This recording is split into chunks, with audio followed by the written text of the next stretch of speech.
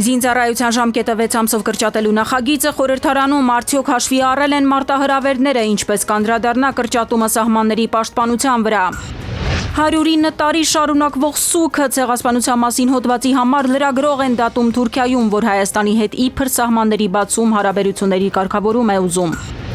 Ռուսաստանը ցանկացած դեպքում կազատագրի Դոնբասը եւ Նովորոսիան ռազմական ճանապարհով կամ այլ կերպ Պուտինի հայտարարությունը։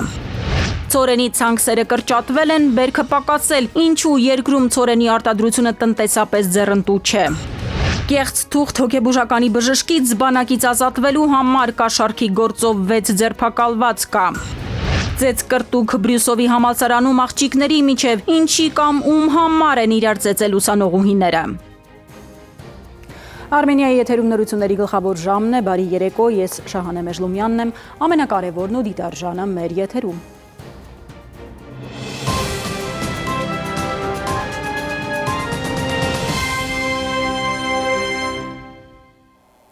Առաջիկա ձմեռային զորակոչից սկսած պարտադիր զինծառայությունը մեր երկրում կտևի ոչ թե 2, այլ 1.5 տարի։ Նախագիծը խորհրդարանը այսօր ընդունեց առաջին ընթերցմամբ։ Ծառայության ժամկետի 6 ամսով կրճատումը չի տարածվելու հիմա բանակում ծառայողների վրա։ Պաշտպանության նախարարն ասել է, պետությունը քայլ առ քայլ գնում է պրոֆեսիոնալ բանակ ունենալու ուղով։ Հարց է հնչել ընդդիմությունից, արդյոք հաշվի առել են մարտահրավերները եւ արդյոք կրճատումը նպաստավոր է Արցախը կորցնելու հետևանքով սահմանների ավելացած կիլոմետրերի պաշտպանության համար։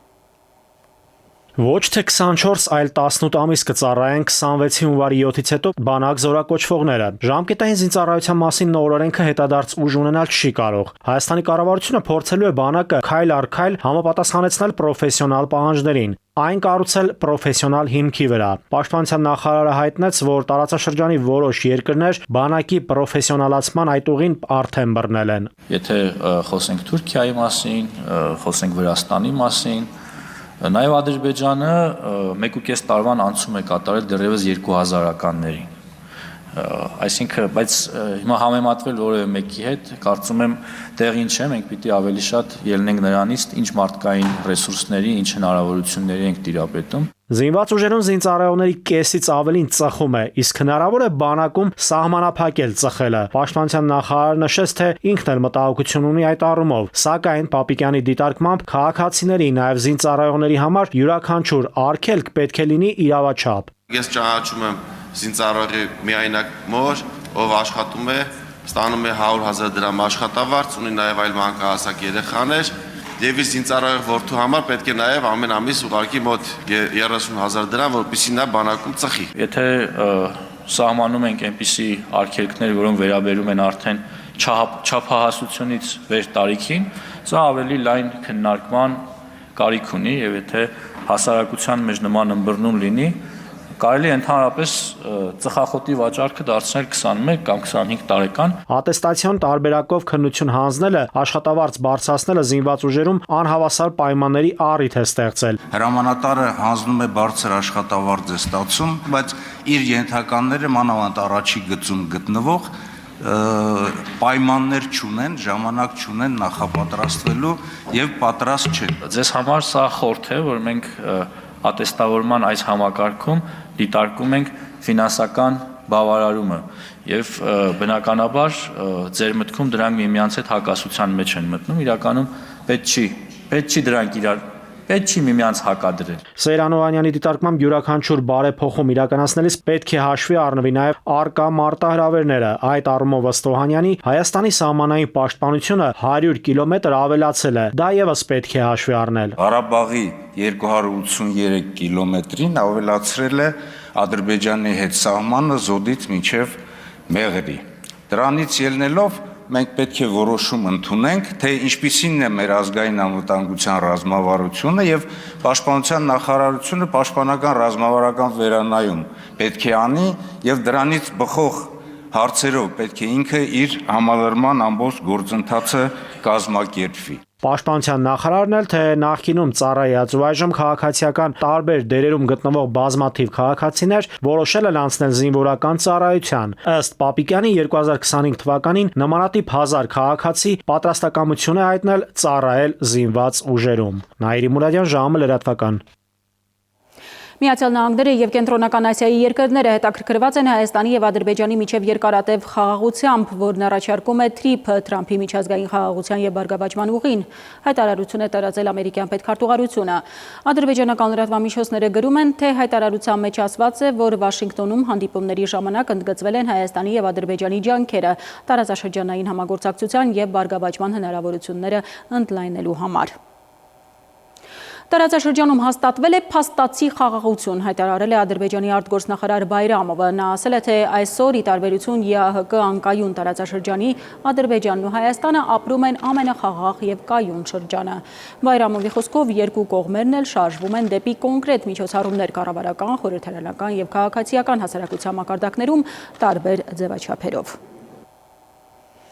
Թուրքիայում լրագրողի էնդատում հայոց ցեղասպանության մասին հոդված գրելու համար կին լրագրողը դատարանի առջև է կանգնել տխրահռչակ 301-րդ հոդվածով, իբր թուրքերի պատիվն ու արժանապատվությունը վիրավորելու համար։ Սա տեղի է ունենում այսօրվա Թուրքիայում, որը իբր Հայաստանի հետ սահմանների բացում եւ հարաբերությունների կարգավորում է ուզում։ Հայաստանի արտգործնախարարն էլ Վիեննայում ջերմ շփումներ ունենում թուրք գործընկերոջ հետ։ Թուղչե Ելմազ նա այն թուրք լրագրողն է, ով դատարանի առջև է կանգնել հայոց ցեղասպանության մասին հրապարակած իր վերջին հոդվածի համար։ Մեղադրվում է Թուրքիայի քրեական հայտնի 301 հոդվածով թուրքական ազգի եւ պետության պատիվն ու արժանապատվությունը վիրավորելու համար։ Եվ սա միայն այն պատճառով, որ հոդվածում Թուղչե Ելմազը ներկայացնում է իր զրույցը Թուրքիայում ապրող հայ երիտասարդների հետ, այն հենց այդպես էլ վերնագրելով թուրքահայ երիտասարդները պատմում են 109 տարի շարունակ սուքը։ Եղել են դեպքեր, որ մինչև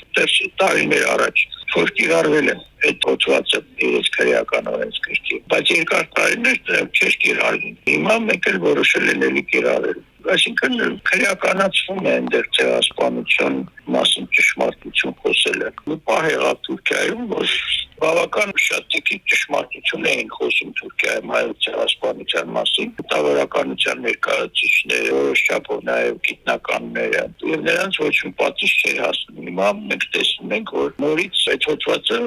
փորձում են կիրառել Թուրքիայում։ Ինքը Թուղչե Ելմազը չի ընդունում մեղադրանքը։ Թուրքական լրատվամիջոցներն են գրում, մեջբերում նրա խոսքերը դատարանի դահլիճից։ Թուրքերին չի վիրավորել, ազատ խոսքի իրավունքն է իրացրել։ Այսօր այստեղ եմ, քանի որ որպես լրագրող ես օգտվել եմ իմ օրենքով պաշտպանված խոսքի ազատությունից։ Տուն վերադառնալիս ինձ կանգնեցրեց ոստիկանությունը եւ մեկ գիշեր անցկացրի կալանքի տակ փախչելու փորձի կասկածանքով։ Հետագայում ես իմացա, որ ինձ հետևում է դեմքի ճանաչման համակարգը, ինչպես քրեական դրամաներում է լինում։ Իսկ ով է բողոք ներկայացրել, սեղանին փաստեր չկան, միայն ենթադրություններ կարող է անել թուրք լրագրողը։ Բացի այդ, Ելմազի ուշադրությունը գրավել է նաև դատավարական ժամանակացույցը, ապօրինություններ է աչքն առել։ Նա ենթադրել է, որ բողոքը հավանաբար ներկայացրել է մի անձ, որը անհարմար է զգացել տարբեր հասարակական խմբերի համակեցությունից։ Հնարավոր է ռասիստական հակումներով, հայոց ցեղասպանության վիճահարույց թեմայի պատճառով։ Ինչ վերաբերում է ժամանակացույցին, ապա ըստ Ելմազի դատական հայց ներկայացնելու իրավական ժամկետն անցել էր մինչև գործը դատարան հասցնելը։ Ուշագրավ է, որ տեղի ունեցողը հայ-թուրքական հարաբերությունների կարգավորման հետնապատկերում է, մինչև հեղինակավոր Բլումբերգը հղումանելով թուրք դիվանագիտական իր աղբյուրներին գրում էր, որ կես տարվա ընթացքում Թուրքիան պատրաստվում է բացել Հայաստանի հետ սահմանի պինդ զոդված այս դարպասները, թեպետ արտգործնախարար Ֆիդանը Մեջլիսում օրերս էր բանաձևել, Երևանը նախ պետք է հաշիվները պարզի Բաքվի հետ, հետո գնա Անկարա։ Եթե նման դեպքեր մենք տեսնենք, էլի որ լինեն, այդ ժամանակ կարող ենք ընդդել, որ սա ունեն Հայաստանի վրա ճնշում գործադրելու գործառույթ։ Հիմա դեռ մեկ դեպքի մասին է մեզ հայտնի։ Էլի կան ուղղակի մեզ հայտնի չէ։ Այո, որ լինեն էլի դեպքեր, կարող եք ասել, որ Թուրքիայի սա քաղաքականությունն է Հայաստանի վրա ճնշում գործադրելու ցեղասպանության խնդրով։ Քանի որ սա մեկուսի երևույթ է, որ կարող են ասել, որ այն տեսակետները, որոնք հայտնում են շատ քիչ ազատ մտածող մարդիկ Թուրքիայում, այդտեղ նաև ցեղասպանության վերաբերյալ, որը շեղում է պաշտոնական տեսակետի ցեղասպանության մասին, նրանք պատժվում են։ Իսկ քաղաքագետի համոզմամբ նմամբ հարաբերություններ կարգավորող երկրներն անցյալը մերժելու հաշվին չեն կարող առաջ գնալ։ Պատմական օրինակներ է բերում դոկտոր Խաչիկյանը՝ Գերմանիա, Իսրայել, Գերմանիա, Ֆրանսիա, Ռուսաստան, Լեհաստան, Կորեա, Ճապոնիա, Չինաստան։ Փոխադարձ ըմբռնում, մեղքի ընդունում։ Դա նշանակում է մենք ապագայում այսպիսի բան էլ չենք անի։ Մենք հասկանում ենք, որ սա սխալ էր։ Իսկ այս դեպքում դուք տեսնում եք, անգամ չեն ընդունում, որ այսպիսի բան եղել է, որ դա սխալ էր, եւ պատժում են մարդկանց, ովքեր փորձում են դրա մասին խոսել։ Այսինքն ցանկացած ժամանակ նույն բանը կարող են անել մեկ անգամ եւս։ Ելմազի պաշտպաններն ի դեպ թուրքական դատարանին հիշեցրել են նաև Հրանտ Դինքի գործը, որը հասավ մարդու իրավունքների եվրոպական դատարան եւ ընդդեմ Թուրքիայի վճռով հետ դարձավ Անկարա։ Հենց նույն հոդվածն էր թուրք ազգին վիրավորելու համար։ Դինքին դատեցին, հետո նաև սպանեցին։ Էդուարդ Պողոսյան, ժամը լրատվական։ Այժմ այն մասին, թե ինչ ենք դիտելու թողարկման երկրորդ հատվածում։ Ռուսաստանը ցանկացած դեպքում կազատագրի Դոնբասը եւ Նովորոսիան ռազմական ճանապարհով կամ այլ կերպ Պուտինի հայտարարությունը։ Ցորենի ցանքսերը կրճատվել են, բերքը պակասել, ինչու երկրում ցորենի արտադրությունը տնտեսապես ձեռնտու չէ։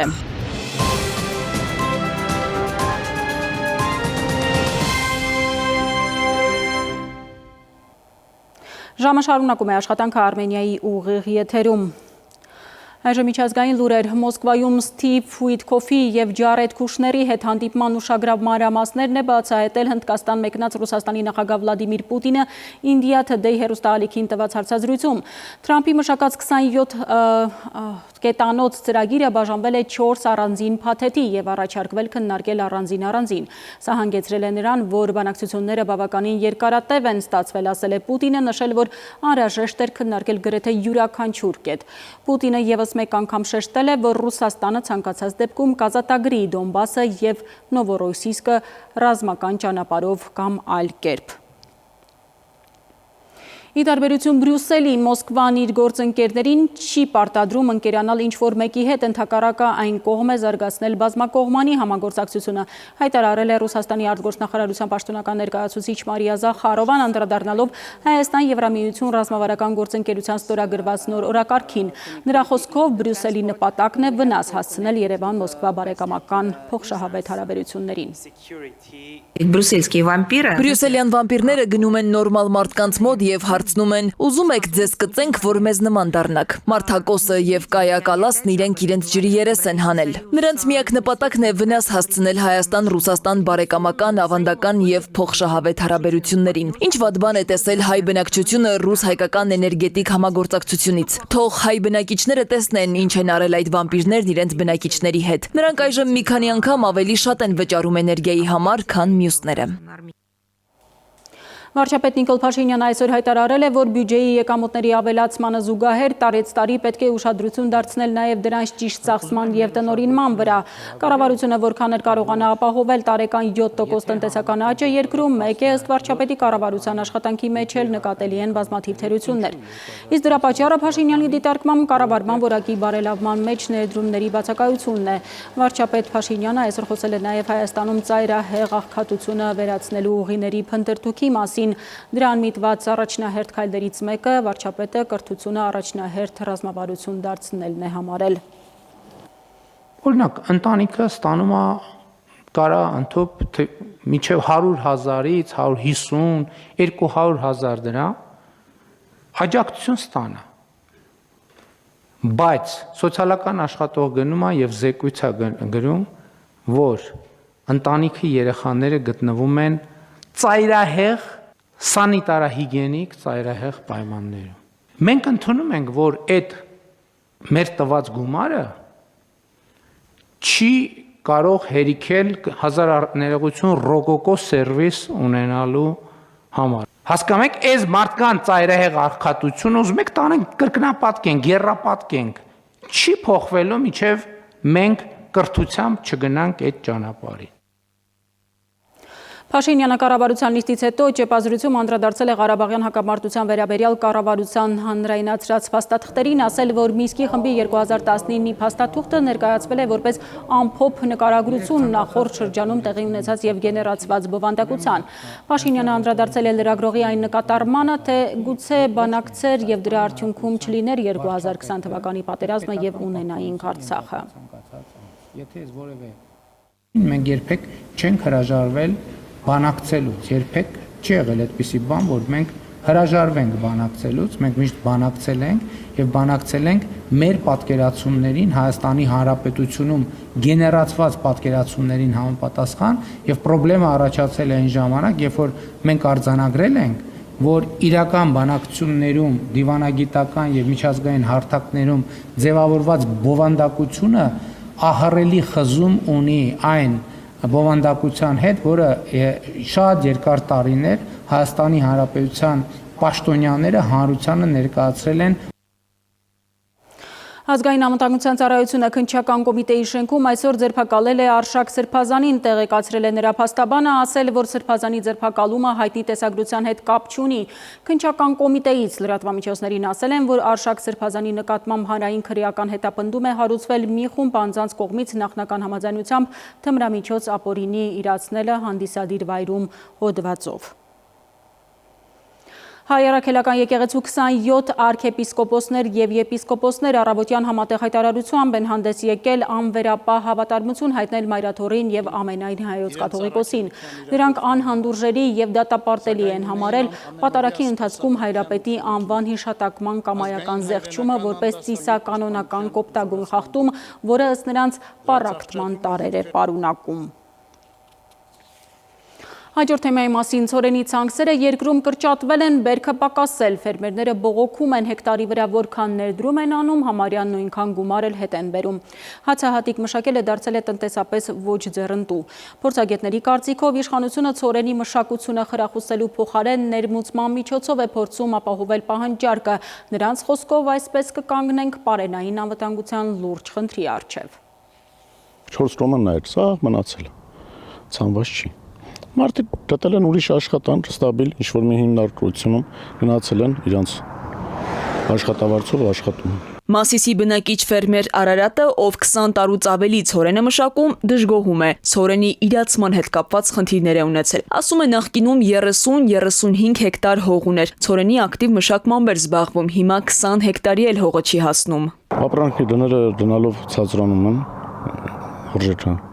շուկայում։ Աշխատավուժի գինը բարձրանում է, շահութաբերությունը քչանում է, դրա համար էլ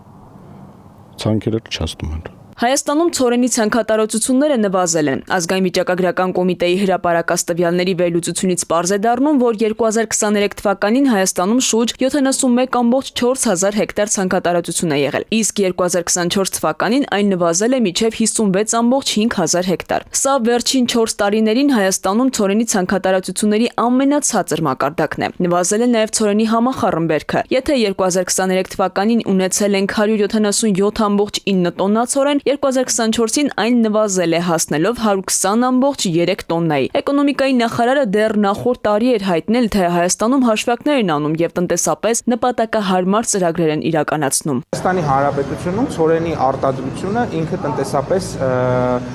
ձեռք չտվող գործընթաց է։ Օրինակ 1 հեկտար ջրովի ուրեմն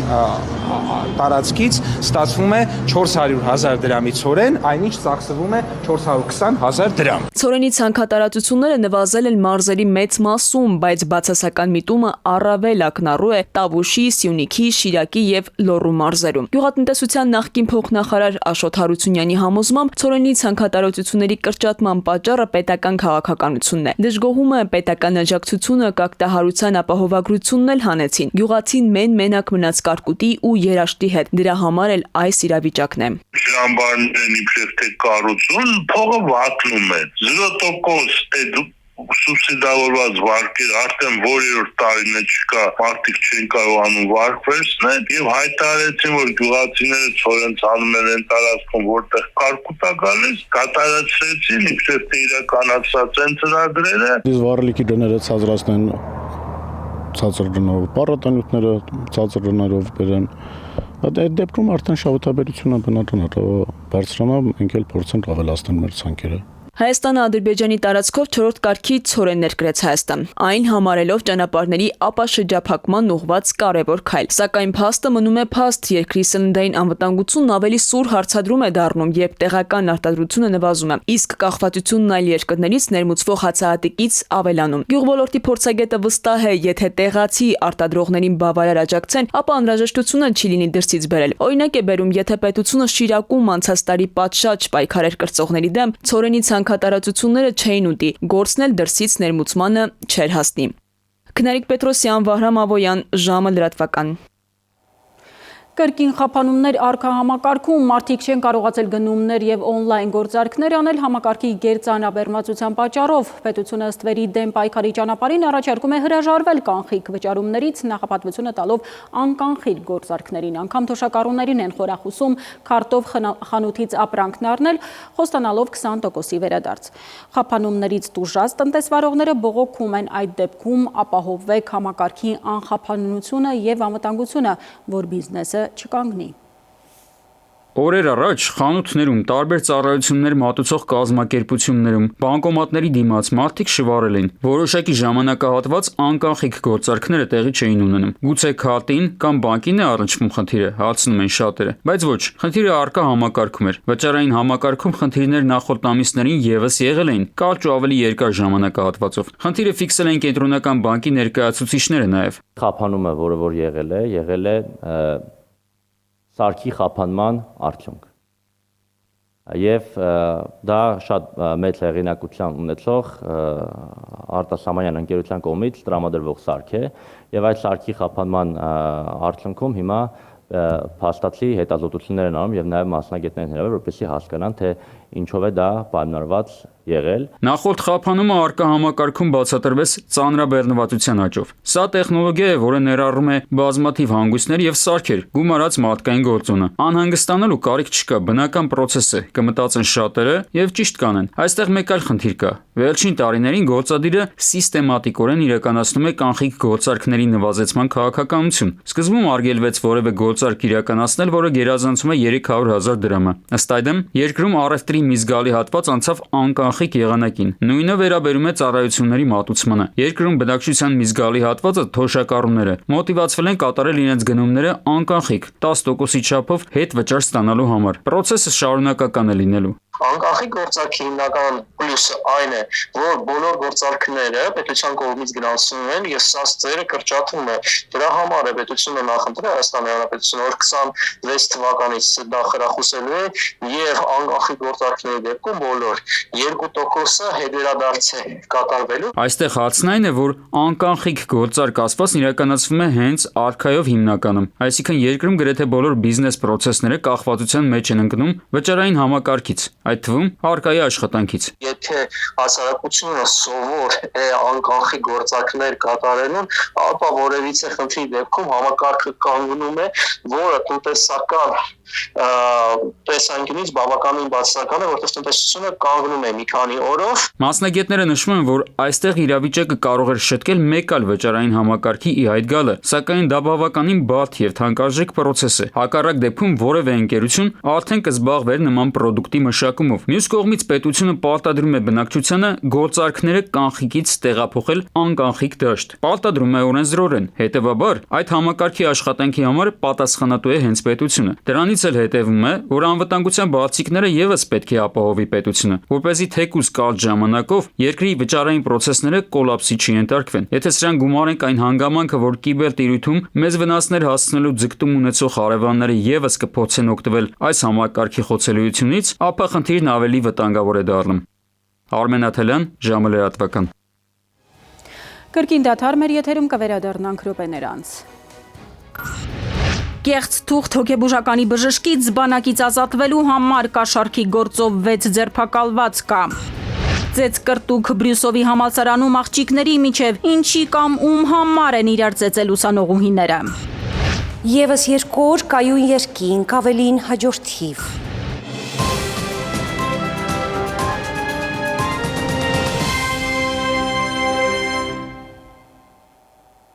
Մենք վերադարձանք, շարունակում ենք թողարկումը։ Պետական բուհի դիպլոմը պարտադիր պետական ապարատում աշխատելու համար մասնավոր բուհերի շրջանավարտները փաստի առաջ են կանգնել կամ պիտի նորից ուսանողի նստարանին նստեն կամ հրաժարվեն աշխատանքից։ Խոսքն իհարկե մինչև 2003 թվականը չհավատարմագրված մասնավոր բուհերի դիպլոմների մասին է։ Ատեստավորման քննություններ մի անգամ եղել են, սակայն ովքեր այն բաց են թողել, ստիպված պիտի լինեն հայտնվել լուսանցքում, ինչն անարդար են համարում։ Կրկին ընդունվիր բուհ, կրկին վճարիր ուսմանդ համար, որ կարողանաս պետական աշխատանք գտնել։ Ոչ պետական բուհեր ավարտածների ճակատագիրը այս սցենարով է շարադրել կրթության նախարարությունը։ Մինչև 2003 թվականը չհավատարմագրված բուհերի շրջանավարտներին նախարարությունն առաջարկում է շարունակել ուսումը բակալավրիատում հեռակա վճարովի եւ վերջապես ստանալ պետական նմուշի դիպլոմ։ Բայց ինչու պիտի մարդիկ կրկին սեփական միջոցները ներդնեն վաղուց արդեն ձևական դարձած բուհական կրթության մեջ, հարցնում են փորձագետները։ Պետական սեկտորում ոչ մրցակցային աշխատավարձերը ու չեմ կարծում, որ մոտիվացիա կունենան տվյալ կատեգորիայի շրջանավարտները գնան եւ շարունակեն իրենց կրթությունը պետական բուհերով։ Դրան զուգահեռ Հայաստանում կա տենդենս դասընթացային կենտրոնների մասով, որոնք ավելի քիչ գումարով մասնագիտություններ են պատրաստում, որոնց շրջանավարտները կարողանում են ավելի ճկուն ձևով մասնավոր սեկտորում անավանդ գտնեն բարձրացրու աշխատավարձ։ Իսկ ինչ անեն մարդիկ, ովքեր 40-ն անց են, որոնց ատեստավորման հնարավորություն չի տրվում ինչպես տարիներ առաջ, համալսարան ընդունվելու, նորից սովորելու, ավարտելու ժամանակ չկա, պետք է աշխատեն ու ընտանիք պահեն։ Սրանք հարցեր են, որոնց պատասխանները մնում են օդում կախված։ Պետությունը մեկ անգամ արդեն այդ բուհերի շրջանավարտներին իրավունք տվել է ստանալ պետական նմուշի դիպլոմ, մինչև 2016-17 ուսումնական տարվա ավարտը հանձնելով ամփոփիչ ատեստավորման քննություններ։ Միևնույն ժամանակ, սակայն, հազարավոր քաղաքացիներ անտեղյակության պատճառով չեն մասնակցել այդ քննությանն ու բաց են թողել իրենց միակ հնարավորությունը։ Վատ է, որ այդ դիպլոմով նրանք չեն կարողանում իրենց կրթությունը մագիստրատուրայում շարունակել, ինչ որ նրանք ձեռք էին բերել, եւ դրա համար նրանք պիտի գնան բակալավրիատից սկսեն, ցավոք սրտի։ Եվ դա նրանց համար լրացուցիչ ոչ միայն հոգեբանական դժվարություններ է առաջացնում, այլ նաեւ ֆինանսական, եւ շատերը պատրաստ չեն լինի իհարկե։ Պլյուս դրանք տարիքը շատ բանի մասին է խոսում, շատերը մտածում են ես ու իմ երեխան իրար հետ պիտի սովորենք։ Ոլորտի փորձագետները համակարծիք չեն նախարարության այն դիտարկմանը, թե այդ տարիների կրթության չափանիշները չեն համապատասխանում ներկայիս կրթության չափանիշներին։ Հիշեցնում են պետական բուհի դասախոսը,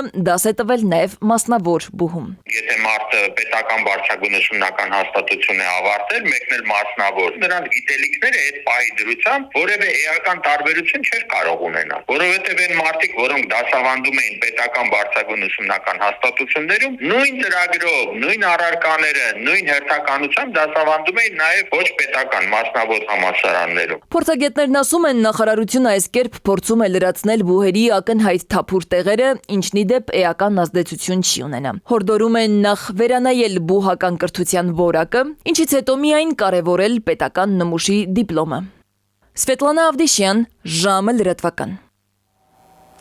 Գորիսի պետական քոլեջում կրթերը չեն հանդարտվում, այսօր դասապրոցեսը չի վերսկսվել, ուսանողները դասադուլ են արել բողոքել Արմինե Կոլյանին քոլեջի տնօրենի նոր պաշտոնակատար նշանակելու դեմ։ Գործադիրը, հիշեցնեմ, Գորիսի պետական եւ Գորիսի պետական գյուղատնտեսական քոլեջները միավորելու որոշում էր ընդունել։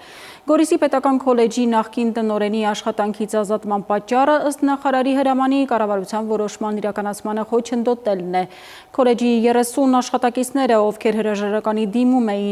դիմումով էին արձագանքել նախարար Ժաննա Անդրեասյանի քոլեջի տնօրենին պաշտոնան կանելու հրամանին, անսալով եւ դրականորեն արձագանքելով պետական քոլեջի նախկին տնօրեն Կարեն Լազարյանի հորդորին, հետ են վերցրել նախորդին ներկայացված դիմումները։ Փոխանակ պաշտոնակատարը գնա եւ ասի այ Ժորժ ջան, ես եկել եմ մենակ, եկեք նստեք խոսենք։ Ժորժ ջան, լավ է լինելու, ոչ մեկի ինչպես ինքն է հայտարարել, շպրտելու են մի քանի հոգի այս քոլեջից, մի քանի հոգի են քոլեջից։ Ես չեմ շպրտելու, մենք միասին աշխատելու ենք, ավելի ենք ուժեղանալու, ավելի ենք ուժեղացնելու։ Կառավարությունը սահմանափակում է ցեմենտի ներմուծումը տեղական արտադրողին պաշտպանելու համար, ներմուծվող մինչև 1 տոննայի համար պետական տուրքը 200 ապատիկից կդառնա 800 ապատիկ։ Օրվա մյուս ուշագրավ լուրերը մեկ տեսաշարով։ Հայաստանը եւ Արաբական Միացյալ Էմիրությունները կճանաչեն եւ կփոխանակեն վարորդական վկայականները։ Որոշումն ընդունվել է կառավարության նիստում։ Ինչ վերաբերում է բնակության նպատակով ժամանող քաղաքացիներին, ապա յուրաքանչյուր կողմ մյուսի տրամադրած վարորդական վկայականի փոխանակման համար դիմողանձին ազատում է դրա հետ կապված տեսական եւ գործնական քննություններից։ Միջազգային այս փաստաթուղթը կներկայացվի Սահմանադրական դատարանի, ապա ազգային ժողովի քննարկմանը։ Հաճախորդներից գումար կորզելու նպատակով զեղծարարները ներկայացել են կենտրոնական բանկի անունից եւ կեղծ նամակների ու զանգերի միջոցով հորդորել իրենց ֆինանսական միջոցները փոխանցել այլ հաշիվների։ Կենտրոնական բանկը տեղեկացնում է, երբևէ նման հայտարարություններ եւ զանգեր ֆիզիկական անձանց բանկային սպասարկում չի իրականացնում, հաղորդագրություններ չի ուղարկում։ Հորդորում են, եթե զանգահարում են կամ որևէ այլ եղանակով կապ են հաստատում ու ներկայանում կենտրոնական բանկի անունից եւ խնդրում կամ որևէ պատրվակով պարտադրում գումար փոխանցել ավելի պաշտպանված կամ հատուկ հաշիվների, չկատարել որևէ գործողություն, որևէ մեկին չփոխանցել անձնական կամ բանկային տվյալներ եւ անմիջապես կապ հաստատել սպասարկող բանկի հետ։ Բրյուսովի անվան պետական համալսարանում նախորդին տեղի ունեցած ծեծկրտուքի դեպքի առթիվ նախաձեռնվել է քրեական վարույթ քրեական օրենսգրքի 195-րդ հոդվածի 2-րդ մասի 5-րդ կետով, այն է ֆիզիկական ներգործությունը մի խումբ անձանց կողմից։ Տեղեկացնում են քննչական կոմիտեից, կատարվում է նախաքննություն։ Ավելի վաղ հայտնել ենք, որ Բրյուսովի անվան պետական համալսարանում ուսանողուհիների միջև ծեծկրտուք է տեղի ունեցել, որն ավարտվել է ձերբակալություններով։ Հիվանդության սիմուլյացիայի եղանակով եւ կեղծ փաստաթղթերի օգտագործմամբ զինվորական ծառայությունից կաշառքի դիմաց ազատելու, դրանց կատարմանն օժանդակելու դեպքերի առթիվ հակակոռուպցիոն կոմիտեում իրականացվող քրեական վարույթով ձերբակալվել է 6 անձ, փոխանցում են կոմիտեից։ Ձերբակալվածներից մեկը Պաշտպանության նախարարության Երևանի կայազորային զինվորական հոսպիտալի հոգեբուժական բաժանմունքի բժիշկը կալանավորվել է։ Սվետլանա Ավդիշյան, ժամը լրատվական։ Եվ թողարկման ավարտին եղանակ Լիլի Հովերն է տեղյակ օդերևութաբանների կանխատեսումներին։